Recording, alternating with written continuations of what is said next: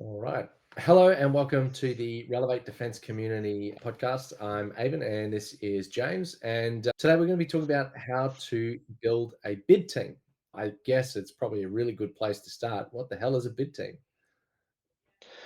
G'day, Evan. Thanks for throwing another one of these together. It's always fun to chat. And g'day, everyone out there. Thanks for watching. Thanks for listening. The bid team, how big or small do we want to go? So, a bid team essentially is the team for an organization to handle the response to an approach to market from the Australian government. So, in the defence space, that looks like the Australian government sending out something, hey, we want proposals or we want information on XYZ. And the bid team are the people who put all that information together. So they are solely responsible for generating the technical side and the project management side for the new business to help organizations grow. Well, because the defence industry. So a lot of times small businesses are trying to break into defence industry and is just this mammoth of information that they've got to sift through. They've got white papers and websites and all of these. That's just to get a seat at the table, let alone actually put a bid in. So the bid team's got to do a lot of stuff. What kind of things do they have to do? The big team, their influence spans months and years. So if we look at it from just the writing perspective, so defence comes out with we want a new thing. That period might be, say, 2 to 3 months long, where they're responding to a very specific set of requirements. Hmm.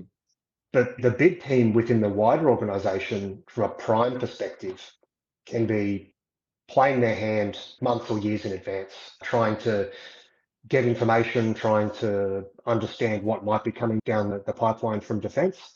But also, the cheeky little bit of business development is shaping what that request will look like. So, getting in the ear of some of the people within CASG or even on the political side to start saying, hey, I know you're in the market for something like this in 3 to 5 years. This is what we might look like. If you want to know more about it, then you should probably ask for these three things within your approach to market or your request for proposal or request for tender. That's the far left-hand end, so that's really early on shaping. But primarily, when you really look at it from where a small to medium enterprise will interact with the bid team, will be during that proposal writing stage. And where would they find the impetus to go and do this? Would it be Uh, AusTender? Would it be defence website? Like, where would they find out that there's a bid to bid for?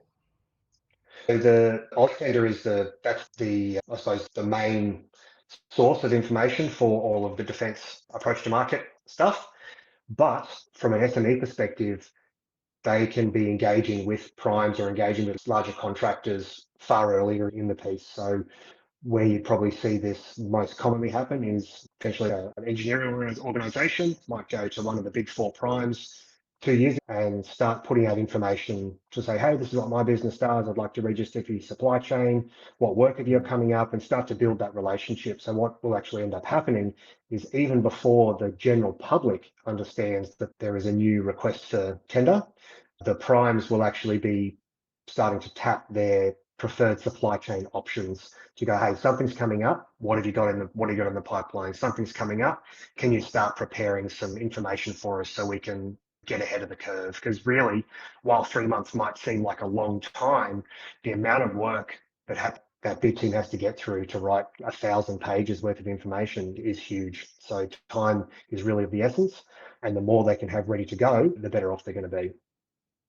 There's a lot of forming, reforming, preparing, and re-preparing, and going around in circles. I think, like a small business, just to know where the process kicks off, it would be just Google up what a defense prime is. You'll probably find a list of about 100, 150 of these different primes. You've got Thales, Raytheon, Boeing, Rheinmetall, endless number of primes. And if you go to their website, then you should be able to click around and find a tab or something that says suppliers. And then on there'll be like an online form. And then you fill out that form and it's like, who are you? Where are you based? What kind of work do you do? And then once you fill that out, then maybe someone will get in touch with you. And there's another step after that, which we're going to be talking about soon, about having a quad chart. But that's a cool little bit of paper basically you can handle because they don't want to see a business card. They don't want to see your I guess capability statement. They don't want reams of paper themselves because they generate so much paper. So too do defense. So to really cut it down, you've got to get in their camp, get in their face, and show them who you are without being annoying, and be the right person at the right place at the right time. And if you're positioned well enough, then you'll get onto potentially one of these bids. So I guess I wanted to go wind it way back for someone just starting out. What the first time, because I guess maybe we don't want to assume that maybe the listeners know where to start. So just winding it way back, like if you just started your business yesterday, there's a lot of stuff to do, but you need to understand all the bits that go into it. Maybe it's in our community, we talk about all of those bits and pieces. We've got courses and a bit of a roadmap that gets you from zero to defense contract. But the bid team is a little bit further down the pipeline for most people. So that's why I guess we're starting with those. What does the team do? Where do you find it? So I think now shifting into a little bit more of that advanced stuff is in a prime. Like, what is a prime? Again, just giving you the simple one, assuming you know nothing. Fast forward if you already know. But defense don't work with micro business. Defense are doing big orders, big contracts. They're signing off on stuff. They don't want to sweat the little things. They're outsourcing that to the prime. The prime is someone who's probably got 50 million or more in revenue. They've got thousands of staff. They've got compliance out the wazoo, and they have scale. So they can go and build something very quickly. Now, and maybe not always quickly, maybe like with more detail, because they want survivability. They want long lasting stuff. They want things that are reliable. They want a whole supply chain. They're building things that are unique, and they want to know that whoever they're engaging can deliver and will fit within their rules. So a big team for a prime, because the defensive engage the prime are then going to engage small to medium business, and certain mandates for small business and medium, and whether they're veteran owned, whether they're indigenous owned, women led. There's all sorts of criteria. So yes, if you're listening and you're a small business, you could probably get a chance. It will take some work. Is it worth doing? Hell yes. But make sure you get it right and don't make as many mistakes as maybe somebody else. And you'll not only make a good go of it, you'll also make a profitable go of it. So that's what we're trying to achieve here. So for a prime, they're going to put a bid team together, right? So what does a prime do? And I think by looking at what a prime does, that'll help us shape what a small business approach to the same problem, because primes have millions and millions of dollars to throw at the problem. Small businesses don't. So what's a bid team look like for a prime? I think you hit the nail on the head there, Avon. They've got millions of dollars and hundreds of people to throw at these things. So what a big team looks like in a prime is very different to what it's going to look like for a small to medium business.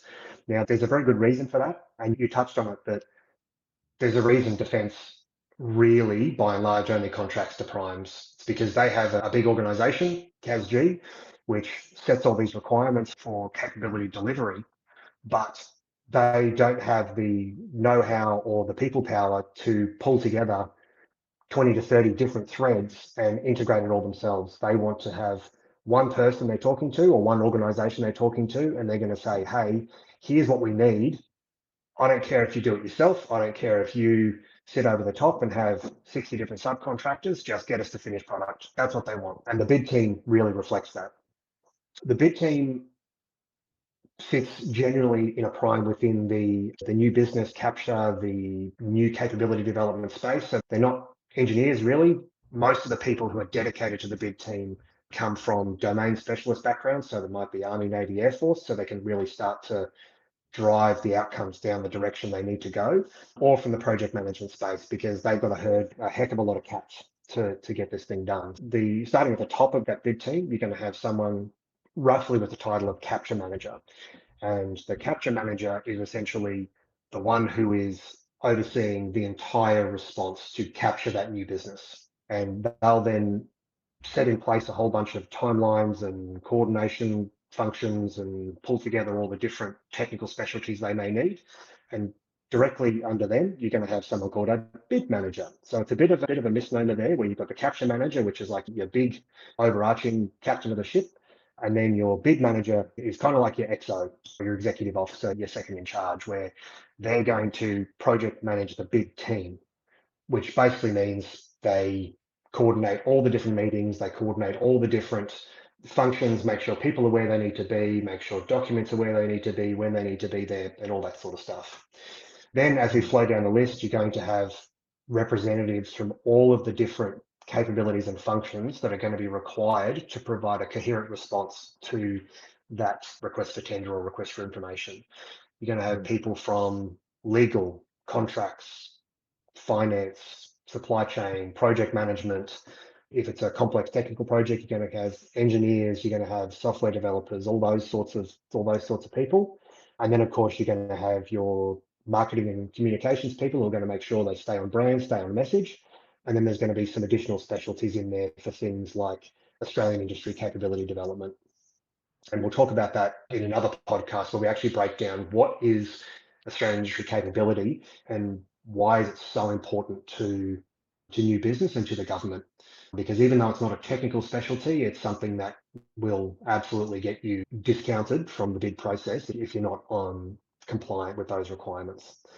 So what they're going to essentially do is pull together all this information, hand out a bunch of different stuff. This is the capture manager to make sure this thing is on message, on brand, and hits the brief, basically. Mm. So and then in parallel to that, they're also going to have a bunch of senior leaders within the organization, senior executives who are going to be on call to review the bid submission, going to be on call to review things we're talking about doing that are maybe a little bit different, and really be on top of that branding and risk management piece. For a bid of, say, a bid for a program that could be $400 million, you might have a workforce of 40 to 50 people working on that bid. And there's a reason for that, because it's a lot of money and we could be creating 10 to 15 years worth of work for that company. So they have dedicated funding streams, dedicated workforce, and even if there are specialist roles that are needed that are currently doing other work, the funding line for the bid team pays for those people while they're not doing work on their own program. So it's a dedicated line of funding as well, which I think is really probably the a big delineator between a prime and a small to medium business where they don't have that luxury for necessarily dedicated funding. That really is, it doesn't look that way for the small to medium enterprises, but if you are a small to medium business, you're going to be engaging with one, two, three, or maybe even more of those individual specialties within the prime bid team to get things across the line.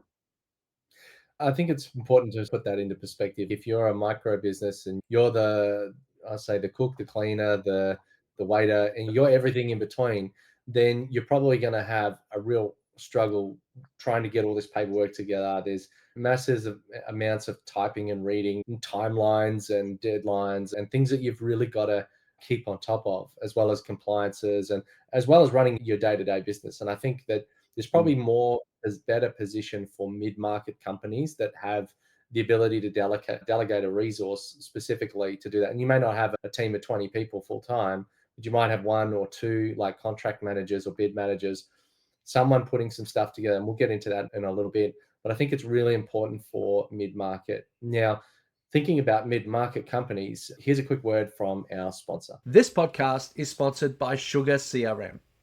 If your team is still running sales from spreadsheets or chasing deals based on guesswork, you're not alone. B2B sales can be messy and complex. Sugar CRM helps you clean it up, pulling your accounts, pipeline, and your customer history into one place. You'll know exactly who to call, when to follow up, and what to sell next, with smart suggestions to help you close more deals. Ready to unlock your sales potential? Visit sugarcrm.com today. Okay, so getting back into it. So why does a prime do it this way? I wish the answer I could give is because they can, because they got the money to, but that's not reality. If you consider some of the stuff we've talked about, when defence does go to market for a new big capability, there is going to be hundreds of pages of bid documentation to read through. There's going to be legal requirements, finance requirements, performance requirements, technical specifications, things you don't do. And there is at the top of every bid response is a document called a statement of non-compliance.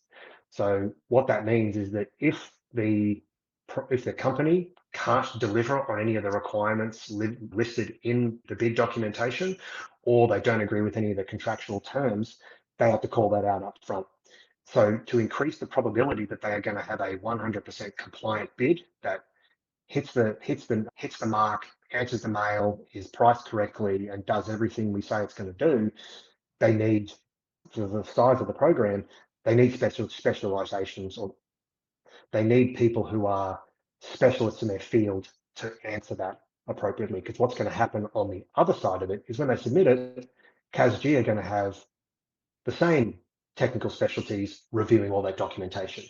So it's almost, rather than saying they do it because they can afford to, they do it because they can't afford not to, right? Yeah. So because there is so much detail, there could be 1,000 pages of stuff here to submit in total. So to put that all together in a way that just isn't a mess, that they do need those specializations. It actually Just makes it point, easier too for the SMEs, yeah. because when they'll be able to pull out all the detail that's needed and then hand that on to the SME to say, hey, can you answer these 3 questions for me so I can include it in our bid? Just pulling a thought out from one of our other episodes where we're talking about what goes into a question. You're saying you got this team of experts on the other side. So if they ask a question in the tender or in the bid, should or does your sensor, do you have a temperature sensor? Does your product have a temperature sensor? Instead of just saying yes, you could say, yes, our sensors can survive up to a temperature of X and have been market leading and developed by a team in Australia with this, that, and the other. And that's the kind of detail you've got to go to. So it's a good point there where that has to carry all the way up the chain from the bottom end supplier. Someone in the middle is going to check it from the prime side. And then when it goes over to CASG, they're going to go and check it and review everybody else's. So this is a competition. It's a competitive bid to get the thing over the line. So it's but the game is on as compared to all of the defense primes for this, what could be a multi-million-dollar contract or a multi-billion-dollar contract that could, like you said, span 10 to 15 years. It's insane. So Absolutely. understand. And you've got to think about it. It's not, say, sales, where you're not selling something you've already got and you've got the glossy brochure for it. This is like your technical specification and manual for something that's brand new that you need to do every time a new product comes along. And if you say, hey, our thing can do this, like you would on a sales brochure or a glossy brochure at a show or an expo, defense is just going to turn around and go, okay, prove it.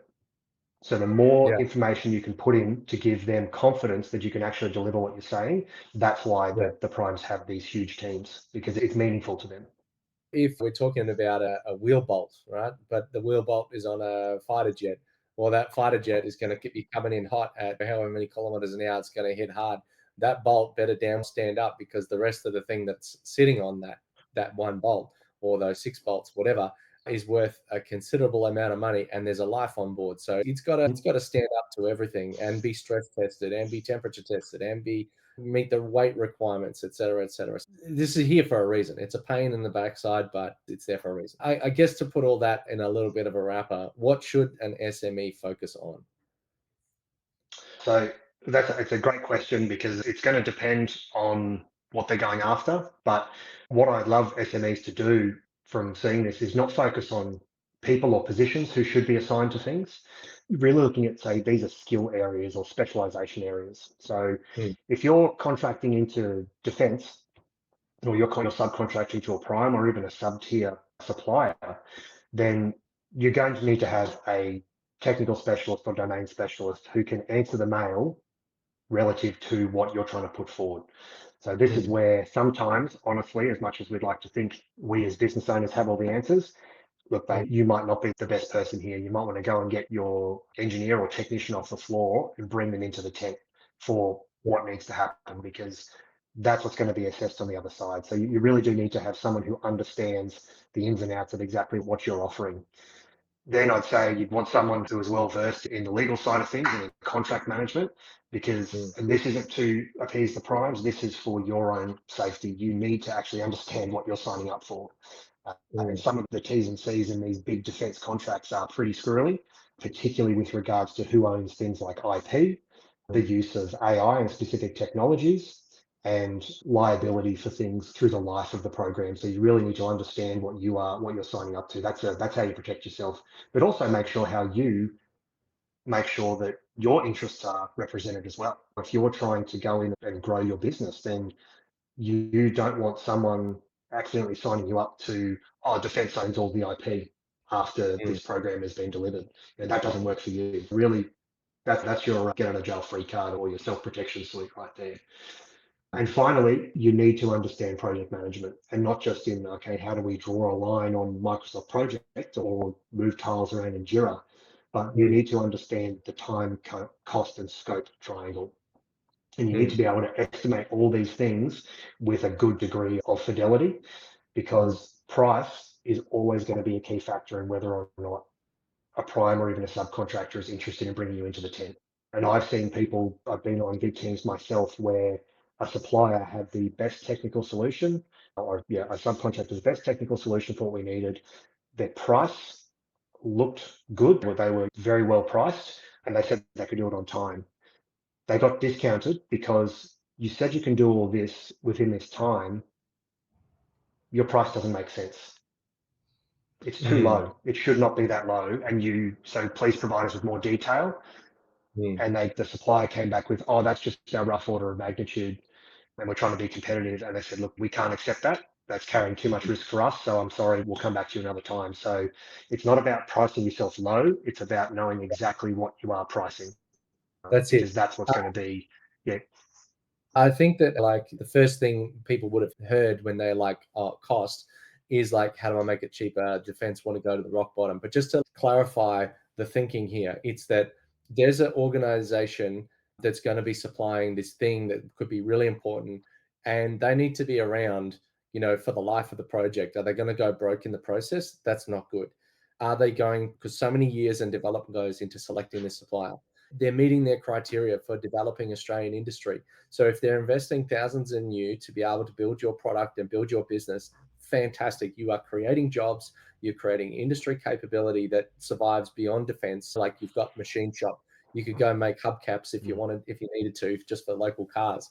The point is that pricing, you need to factor in things like your compliance costs, the fact that your costs are going to go up over time, the fact that if you need some wiggle room, if something doesn't go to plan, if a delivery is late, if someone gets sick that's like a key person in the business, you've got to be able to hire them. So you need enough profit margin to deal with the risk. And like what you're saying, there's an insurance risk as well. Like defense you might say, this is our price, but you pay our insurance. That defense will be like, fine, we are very much anti-risk. We will pay your insurance. We are okay with whatever, because a lot of things are almost uninsurable in defense. And a lot of insurance companies are very hesitant when it comes to anything to do. You need specialized services to be able to handle this. So that's something you can pull out and go, this is our quote, less insurance. You want insurance? That's on you. That's pretty much what you can say to these people. And you have to be very smart and deliberate. You can't cuff this. You can't wing it. You need to have considered a lot of things. Is it worth it? Hell yes. It's incredibly serious and it's incredibly important. So if you're going to go down this path, spend the time to really understand it and all of the sales levers and all the cost levers, and really make sure that's something that you're going to survive with long into the future. 5 years, 6 years, 7 years into the contract, you haven't been slowly losing 5 cents a day. You need to have been able to make more. And here's another one that people fall over on is, if you don't build another business off the back of your defense contract, as soon as that defense contract ends, so does your business. That's not a good thing. You need to be able to have the resources to be able to go and create a civilian market over and above your defense market. So yes, you might have your world's biggest client. Everyone wants to avoid a whale client. You don't want to have a client that's more than 20% of your revenue. But if you have defense, they will definitely be more than 20% of your revenue, unless you're serving multiple defense contracts over multiple years in multiple regions, territories, or whatever, or you're dealing with other major organizations that are buying similar things from you. Then and only then would you maybe de-risk yourself from that. But the massive business killer is not having defense business after having had defense business. So think long term, be deliberate, build your bid team. Yes. Now, was there any other, I know I went a little rant there. Was there any other points or things that you wanted to add before we close up for today? Yeah, look, I'll just add one more thing. It's the idea that make sure that whatever you're doing, there is a single point of contact within your business for this bid process. There's many things that annoy primes, but the person who's talking to you wants to talk to you. They don't want to go to and send an email into a group inbox that gets touched by 4 or 5 different people, gets different information. If they need a response to something, they need it yesterday, because time is of the essence of these things. And the quick way to build rapport is to have a single person they can talk to. Because what they're going to do, if you do well on this one and you support them on this bid, Steve-O from Raytheon is going to go, oh yeah, I know Jono from small company X. I know his company does this and he was really great last time. So I'm going to go straight to him as my first quote, my first request for quote. So that's how as much as these are big machines, it's all built on people. So if you are the director of the company, if you can't guarantee you're going to be contactable for that bid for the duration of the bid, think about handing it off to someone else if you can. If you're a sole trader and a one person band, then hey, you got to suck it up and get it done, because it's the human connection that's going to make this sustainable for you and make it sustainable for the primes and defence. Yeah. So if you're watching and you want to learn more awesome stuff like this, go to defence.relevate.com.au. We're building a knowledge repository for getting into the defence industry. So there's lots of great lessons. You go to a lot of these events and sometimes they're just drinkies and canapes. And yes, that's good. That's an important part of it. But what do you actually know? What have you learned? You're still left to sift through 5,000 white papers that are 500 pages long each, and different websites for different government agencies in different states and so on. So what we try to do is give you the TLDR, the too long didn't read of defense, condense it down into a manageable bite-sized chunks, things like this podcast. You consume a few of these and you're going to be miles ahead and probably thousands, if not millions of dollars saved in wasted time and effort doing the wrong things. But otherwise, thank you so much for watching, and hopefully we'll catch you up on the next episode. Until then, take care.